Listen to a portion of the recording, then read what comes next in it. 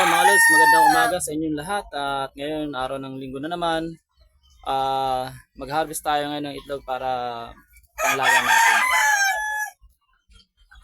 Tara, samahan nyo ako mga lods. Yan mga lods ang harvestin natin para sa umagang ito.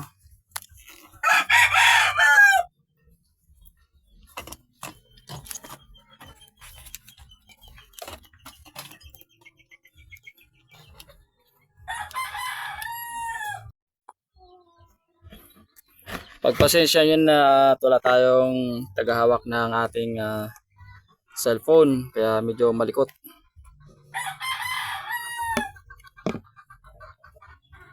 Ito mga kinukuha natin mga lods ay mga galing sa ating mga bloodline yan. Hindi ito native na inahin.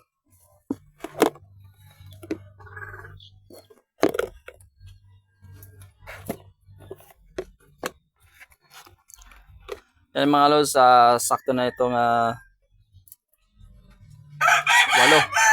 Okay na itong 8 na itlog na to para sa almusal natin. At ito pa mga lods, mga itlog, isasama pa rin natin to. Hugasan lang natin yan. Sa ngayon, tinanggal na natin yung mga naglilimlim dito. Yan, kita nyo wala na mga inahin dito. Kasi nga wala nang mga similya yung mga gantong buwan. Hindi na breeding season ngayon. Kaya mangitlog man sila ng mangitlog ay wala nang similya yon. Masayang lang yung tsaka kawawa yung ating mga inahin kasi nga maglilimlim sila. Wala naman silang mapipisa. Lahat yan masisira lang. Kaya dapat pag ganyan, lalagain na lang natin.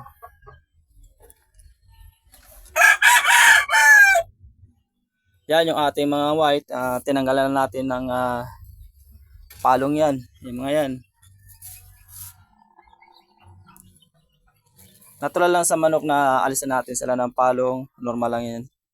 Kaya hindi naman ata masama na pinapakita natin sa ating vlog yung may mga damage yung kanilang ulo.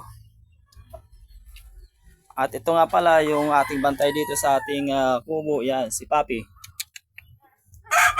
Si Papi. Meron kasi itong hawakang aso na to kasi kahit amo ka, kapag trip niyang manakmal, sasakmalin ka talaga. Yan.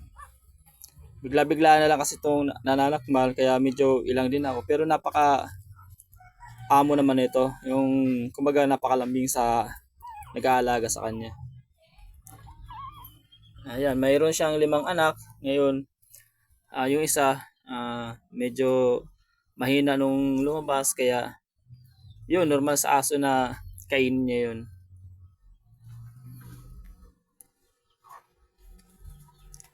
Yan yung mga anak niya.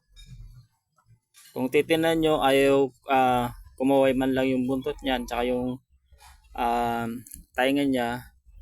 Yan yung nag-iisip niya kung sasakmalin ka ba o hindi. Kaya pag ganyan, hindi natin basta-basta hinahawakan yung ating bantay dito.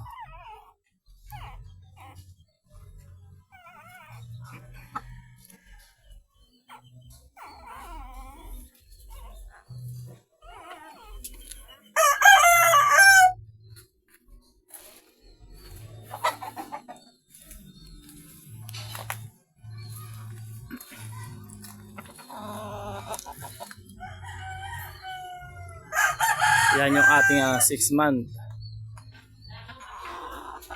Napaka quality na ito.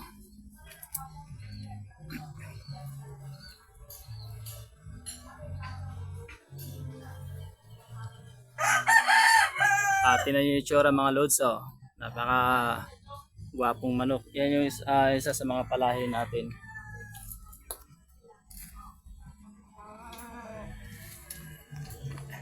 Ito yung mga paitlogan natin, yung kubo na yan. And then yung ibang mga alaga natin manok nakakulong dyan, may mga kulungan din dyan. hanggang doon. Puro kulungan niya at may mga nakatali rin dyan.